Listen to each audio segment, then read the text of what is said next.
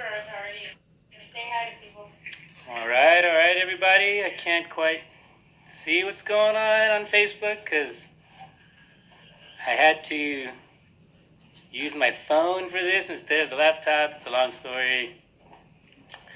Um, so we're still kind of just checking the. Could you hear the music before? Right? Yeah. Okay. Oscar Garcia says I can hear your voice. Jose, Oh, good. Jose says I can hear your voice. You can read the comments too. Well, that's because that's why it tells me to twist it because I don't want. I can see them that way. I'll read them for you.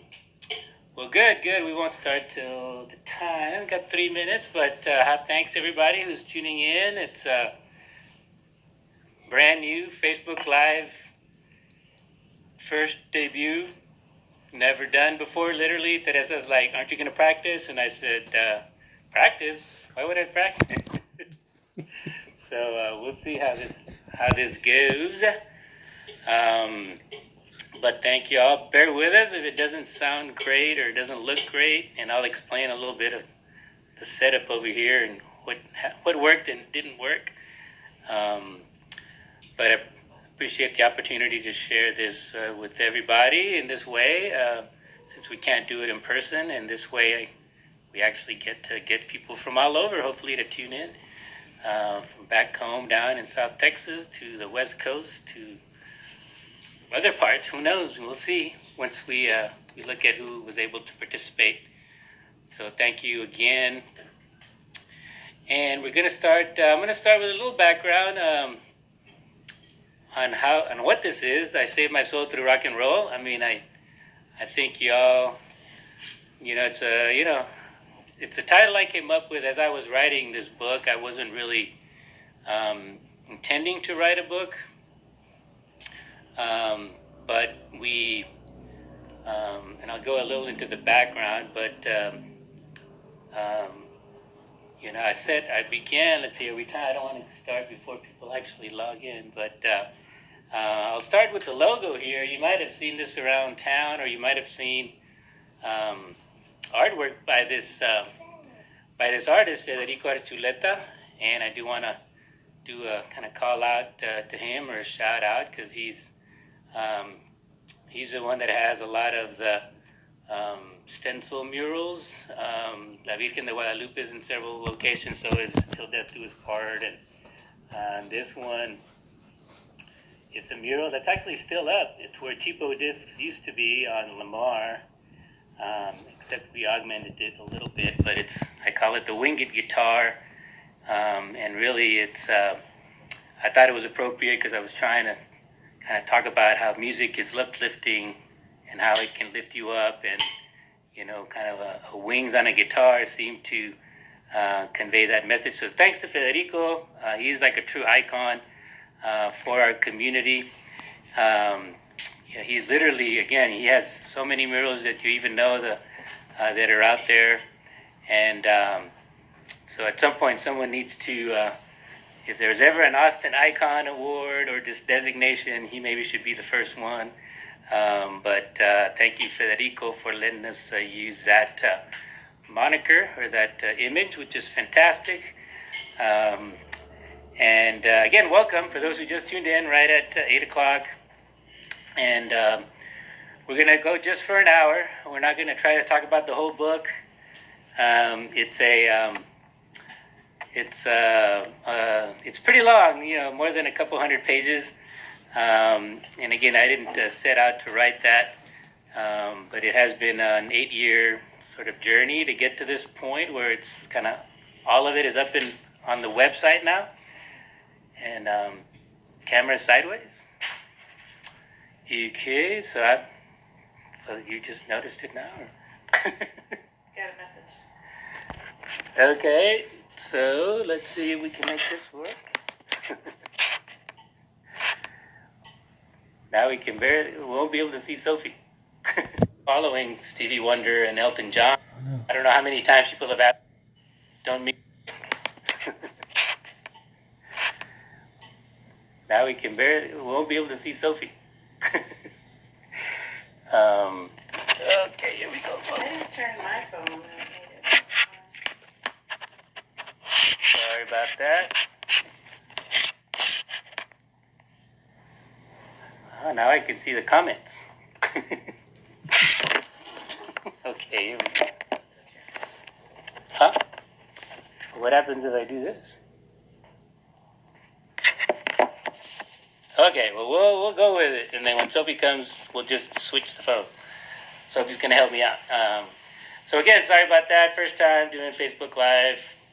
We were planning a book reading for the book. I finally published the last part, March 15th, and as you know, we had already started doing the quarantining, and so thoughts are out there for everybody who's on the front lines, dealing with the health issues of this health crisis, and our healthcare workers, doctors and nurses, and our first responders, and volunteers, and people who are coming out of retirement to help. And so we certainly don't mean to kind of detract from this important moment, right? And the fact that people are stepping up to help, and that we have a lot of work to do to get past it. But I thought we could share, again, just in this sense, we're at home. We're not very mobile, so maybe if people want to turn off the news for an hour and think of, and just kind of think about something positive. And that's what this meant to be, is just to put some positive vibes out there right now. And really, to start, I wanted to, one thing about this is this is actually not really a book. It's just an online memoir or journal. This is the only version of the book that exists. It's just a word processed binder that printed out and hole punched. So there is no actual book, and you can't buy it. It's free. You can just read it online. Mainly because if I had to, I quote a lot of songs in it, and I'd have to pay all the artists and the companies that hold the licenses, right, for the company, for the songs. And so we offer it up as a gift for everybody out there to enjoy if you're into this music or just want to learn about somebody who was born in Rio Grande City in South Texas and ended up on the West Coast for college and back at Austin for grad school and now working here for 20, 30 years. So this kind of tells that story of someone who, like myself, who was from the Valley, right, the border, Texas-Mexico border, but I was became a headbanger, right, into hard rock and heavy metal and alternative rock and electric guitar. So I don't know how many times people have asked me, so how does that happen? How does somebody become a headbanger who grew up in the Valley? And so that's part of why I wanted to tell the story. And really, in the end, it was meant to write something about my life growing up that I could share with my kids. And that's really kind of how it started. But I want to start with, again, just kind of, with a positive note. And chapter 1 of the book is about the earliest music I can remember. And so I created some song lists from 1972, 1973. That's one song list. And another song list from 1974 to 1975. And you can find those song lists on Spotify. My name on Spotify is Rock and Roll Saves. So you can search for it by that, or you can look up the names of the song lists on the website. And I guess I should say the website, which is ROCKNROLLS saves.com.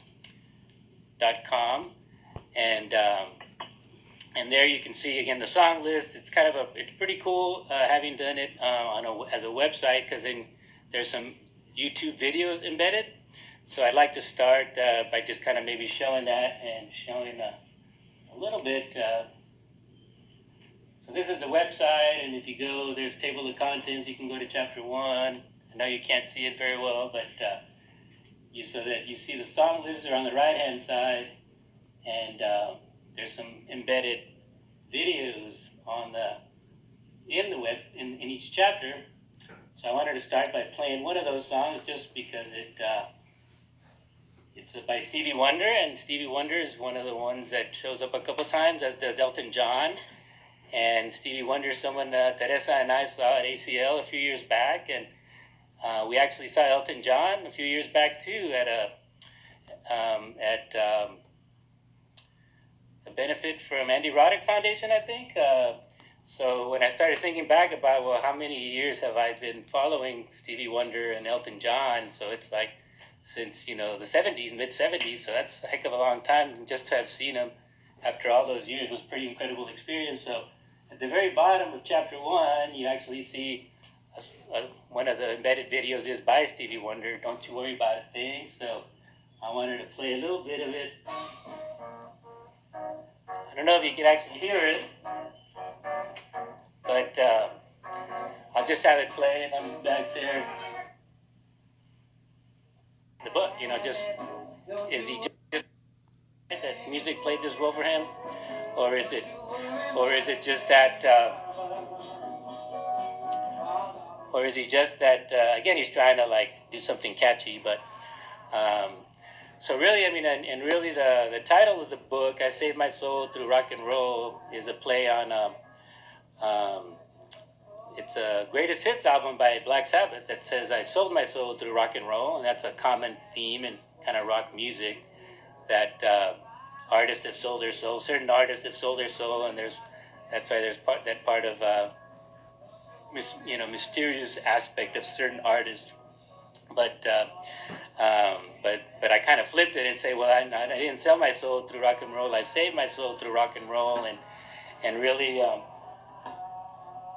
And really, what again, what I try to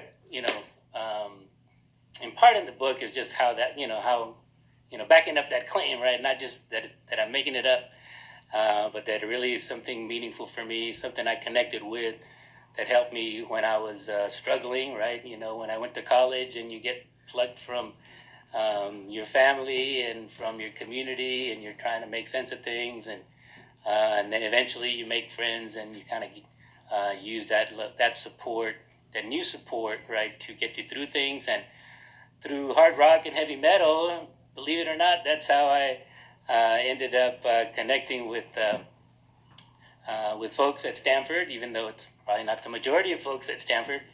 And then I started writing this book. Really, when the way it started is when the kids started not listening to like Disney CDs or music or kids music. They started listening to the pop station because that's what Mama listens to. And I was like, I don't want to listen to the pop station. I listen to the rock station. But the kids didn't want to listen to the rock station. So that's when I said, well, that's just so weird that that if something happened to me, right, I was crossing the street, got hit by a bus, my kids would never know that rock and roll music is something that's important to me. And that's when I set out really to do one thing, is to write a list of my five favorite songs from my 3 favorite groups. And those were U2, Rush, and Iron Maiden. And so, it's kind of an unusual combination of groups, but it's groups that I started listening to. It says rotate your phone. Why?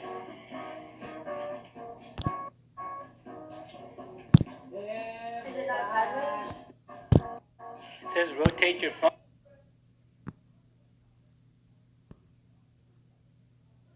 About that again. We're back. I was give.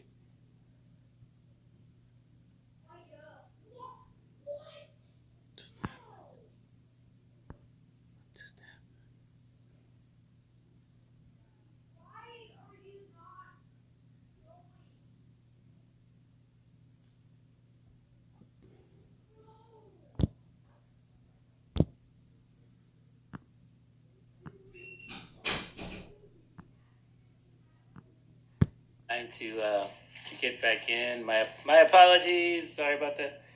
We're and thanks to Teresa for bailing me out again. So many different ways. So many different times. But basically, I was talking a little bit about the genesis of the book and wanting to leave something that was meaningful about me for my kids. So that was kind of the impetus, and the book started with again just kind of the idea of sharing something about what I like most about U2, Rush, and Iron Maiden, since I've was listening to them since high school, and all of them actually are still recording. Or actually, Rush just retired, and 3 or 4 years ago, and drummer Neil Peart just passed. May he rest in peace. And we,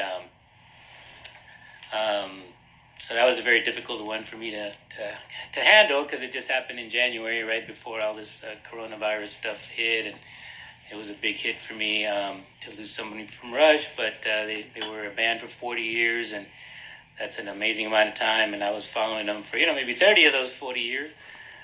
So it was pretty exciting to see them evolve. And again, that's part of what I was trying to do with the book, is pay homage to the artists, right? They give something to us in their music, and they sacrifice of themselves for us. And this was my way of giving back, as well as a way to leave something meaningful for my kids.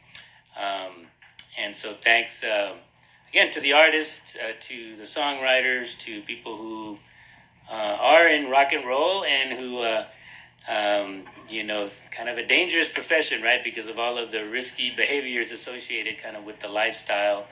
And so I think that that's definitely, again, the spirit in which I operate. It's not necessarily to rip anybody off, but just to say thank you, and to hopefully kind of build on, on the messages that they have tried to convey in the music, and maybe add a little bit to it, so that maybe some of y'all who are watching, or some of y'all who read, may then add to the story. And it's a story of kind of our human condition, and our ability to advance as a human race. And that wouldn't be so, or I guess that's an exhibition right now, right, where we all got to pull together to get through this coronavirus crisis. And it's amazing to see what people are able to do, and we all have to sacrifice a lot. And I really appreciate everyone who's working on there.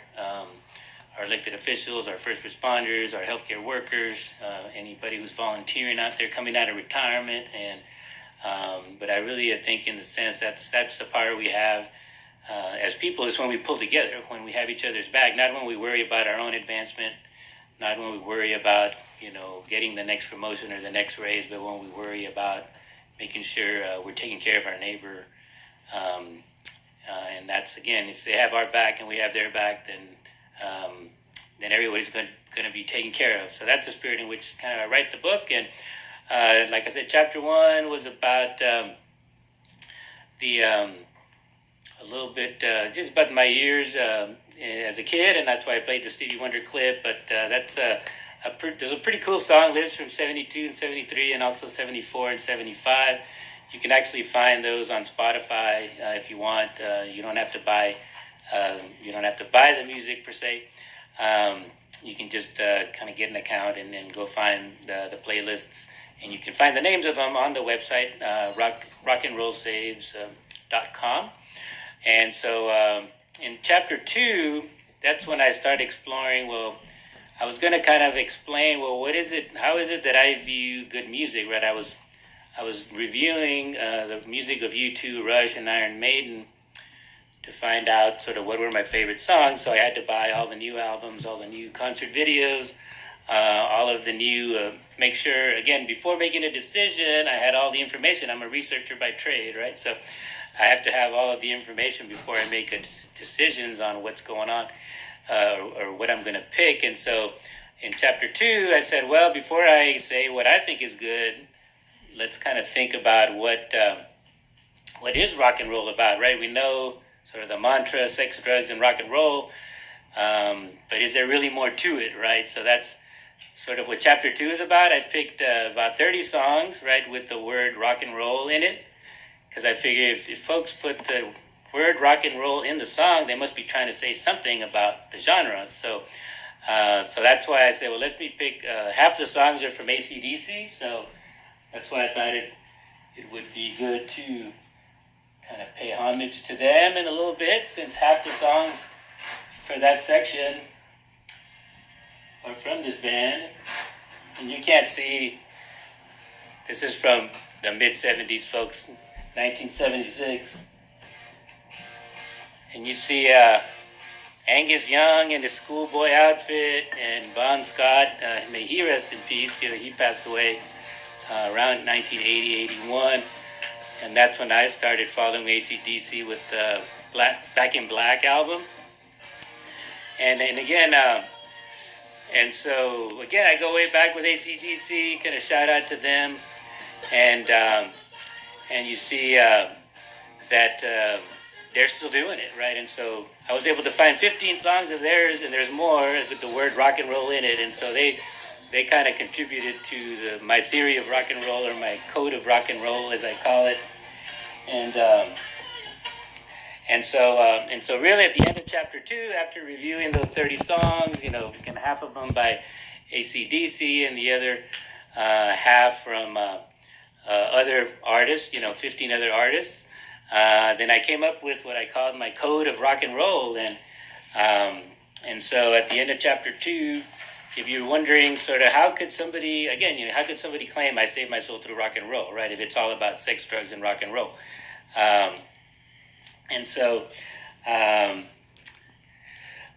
So here's the code of rock and roll. So if you're wondering what is rock and roll about, at the end of chapter 2, that's when we figure it out. So there's 10 principles of rock and roll. And one is that rock and roll is a powerful force.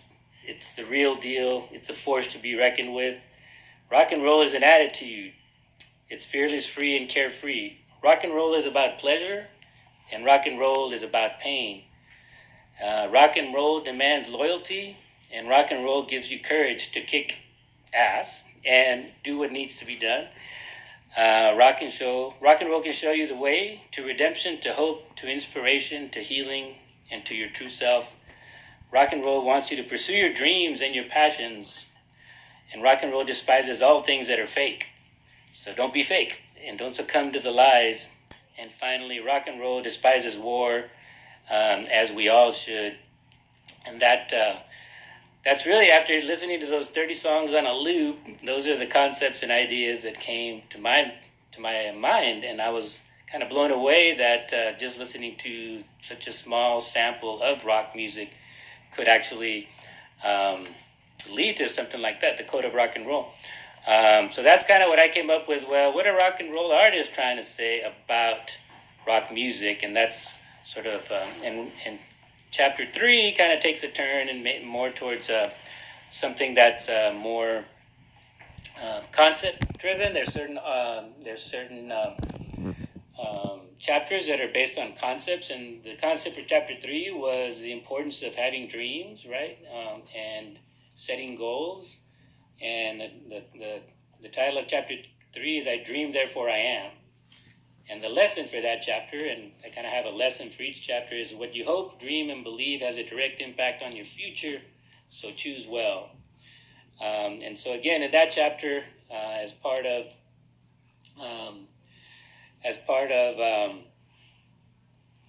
sort of figuring out what I was going to write about, I picked, again, like 12 songs that were about dreams, and I kind of wrote about dreams and what the artists were trying to say about dreams.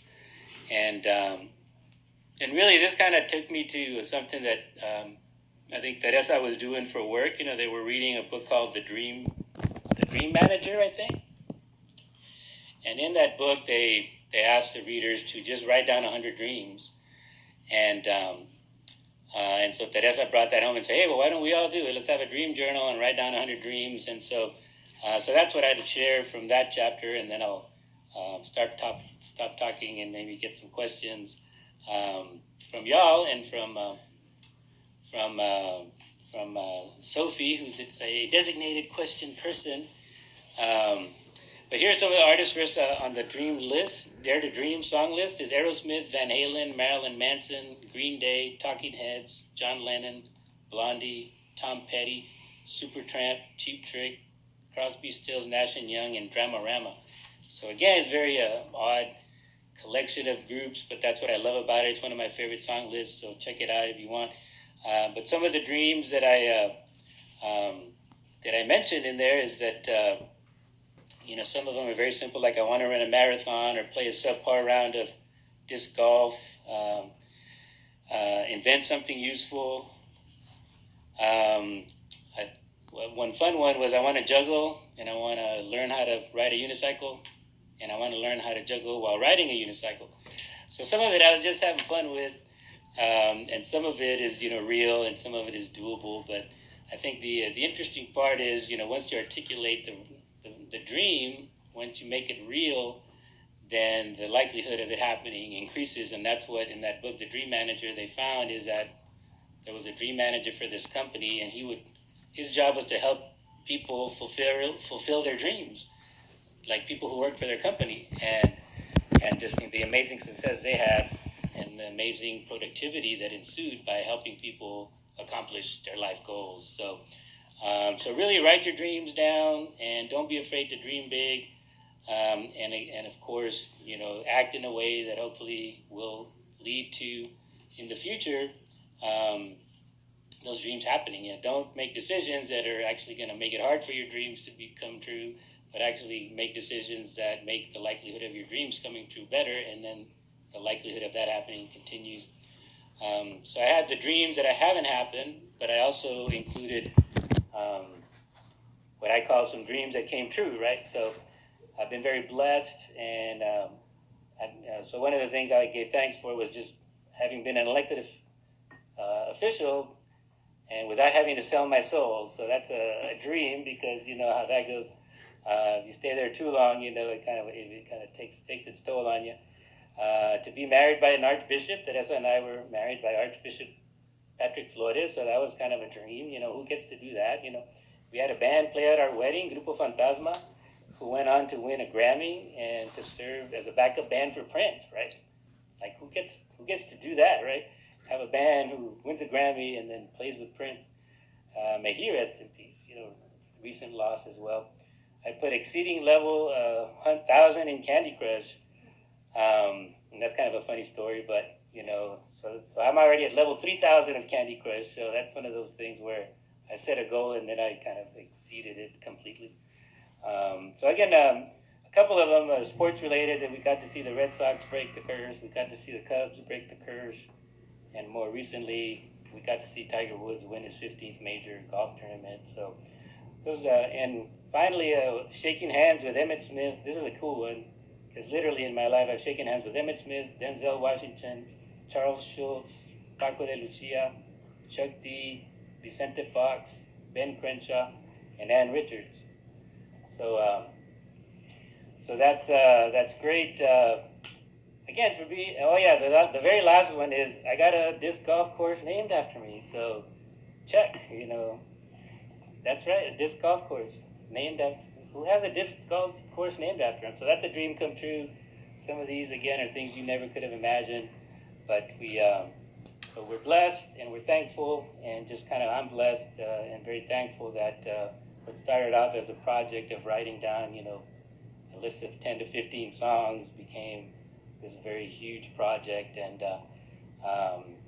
so with that, I will stop talking about whatever, or rambling, I should say. And somewhere around here was a drumstick, but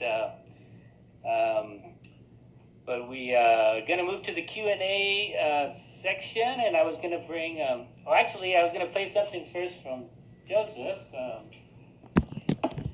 so that we can involve the family. I'm including Joe's Teresa by using her phone. Thanks, Tree. But I wanted to show something that Joe came up with. Me and I, let's see, your videos. And this is kind of an invention that of mine. It's called the Rock Visualizer. And it's kind of a way of creating images while you're listening to a song. And so this is something that Joseph did.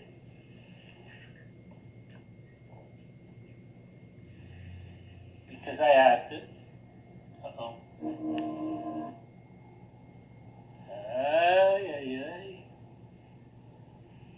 course it messes up. Here we go.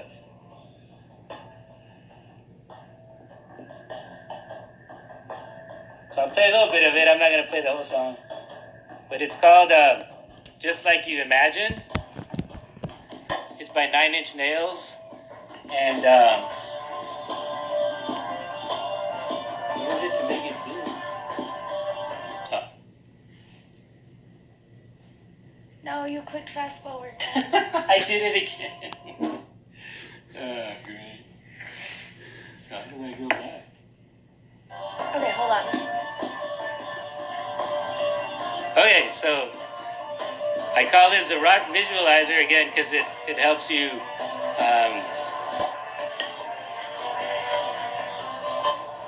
so like to create this visual images while you're listening to a song, so it's a way of, it's kind of very stress relieving sort of a thing.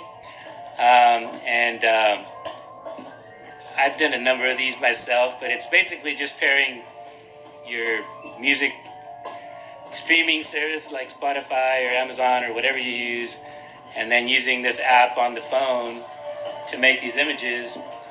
And this is what Joseph did, you know, after doing it and after playing with it, because it took a while to figure out how to combine the music with the image, with the software or the app. So it's pretty cool. Happy to show people how to do that or what to use. And but anyway, the music's not coming in very well, so we're going to move on to, we have a symbol back here. That means the Q, question and answer portion of the book or of the Facebook Live. And so Sophie's going to get the first question or questions. And this is Sophie. Say hi, Sophie. Hi. And then we'll take questions from the audience. So if anybody who has questions who's watching, then feel free to text them in the chat box, and we can go from there. So Sophie, anything that you've heard or read that you want to know more about? Yes, I just have a couple questions. So for chapter 1, you talked about the music that you would listen to, like in the TV shows and just whatever was playing on the radio. Did your parents ever play their own music that like affected you, or was that rock and roll, or what kind of music did your parents listen to? Well, we listened to Top 40, right? Casey Kasem, and really those artists that I mentioned earlier in those two song lists, 1972, 1973 song list, and also 1974, 1975 song list. Those, I would say, those are the songs, right? That I was probably 5 to 10 years old when I heard those songs. So I think that would be the style of music. It was 70s music, but rock, so kind of rock music, rock and roll music was popular music. There was no hard rock or heavy metal or hip hop yet. So I would say that, let's see. So I think that's something that, probably is pretty representative. I mean, again, it's what I can remember. I just went back as far as I could remember the earliest songs of my youth. So I was, 5 or 6 years old when I started remembering some of these songs and really had a connection to the songs. And that's what I was going off emotionally. Did I feel connected to the song? And really, I think that's, something that, again, most of the chapters, the reason I put songs on a song list is because I connected with them emotionally. And I think as a kid, you can kind of tell a little bit of something of what you were feeling as a child by the songs you're listening to. And so it's kind of interesting to look at your life in that way. And so one thing that that I'm just going to play in the background is some of those shows, like Bugs Bunny, right? Some of the shows that I would watch as a kid, right? Bugs Bunny and the Three Stooges and the Little Rascals and the Lone Ranger, and Andy Griffith's Show, all these shows that we kind of grew up with. I guess maybe I should, the one that I should show is Space Giants was my first sci-fi show. So maybe I should show that one because I won't get to talk about it. But this was my version of Power Rangers before there was Power Rangers. It was called Monstruos del Espacio. It was a Japanese show that in English was called Space Giants. and this is one where, again, the Earth was being attacked by this villain called Rodak, which is an alien, and this three other aliens came to help us out to fight Rodak, and it was Goldar was the main character, and he was a 50-foot tall golden robot, and they connected with this little kid here, gave him a little whistle so that whenever he needed help, he could call on them to come and defeat all the animals, which are kind of like Godzilla-like animals. So this was probably again in the early 70s. I was already watching sci-fi, and it was really again, I never stopped seeing sci-fi since then, right? So I think that's one of the things why the first chapter says, is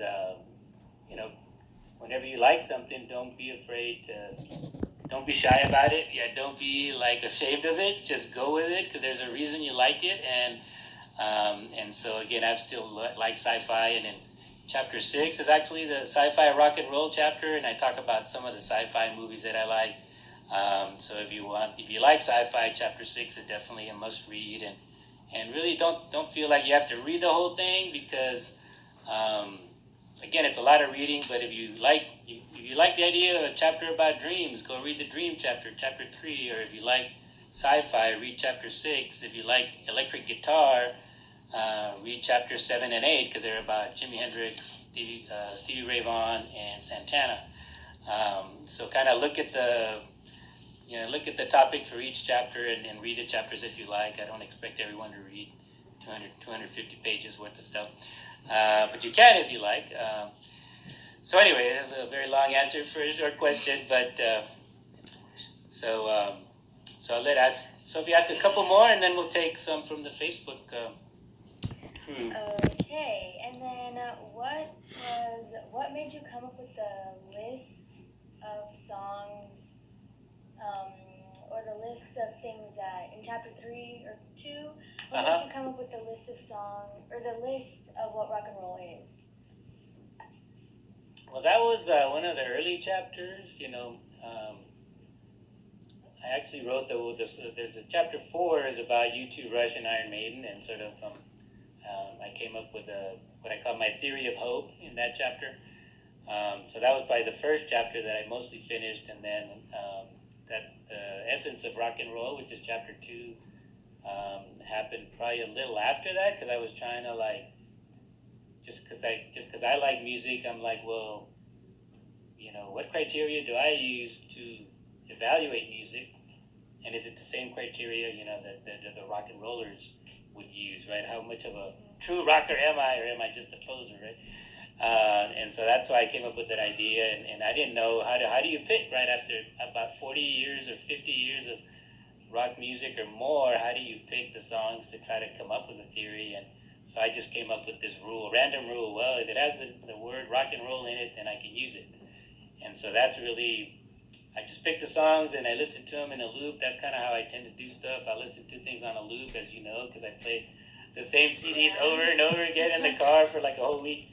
But something about that process helps me to kind of get into the music and what the artist is trying to say and trying to do with it. So somehow that collection of 30 songs led me to create that list of, that code of rock and roll. But I mean, it never existed until I listened to those songs. And so I think that, again, for me, the process of listening to a set of songs that are related in some way is kind of what was pretty magical. So, but that's one of the chapters I think I'm very excited about. And one more question from Sophie. You have one more? Are you done? Or? You can start answering these questions, and then if there's time left, I'll ask one. I might have to call Joe up here. He'll probably just shout out the answer. But Augie wants to know if Joe picked the Nine Inch Nails song. That's probably it. Do you want to get into it? Or? I don't know.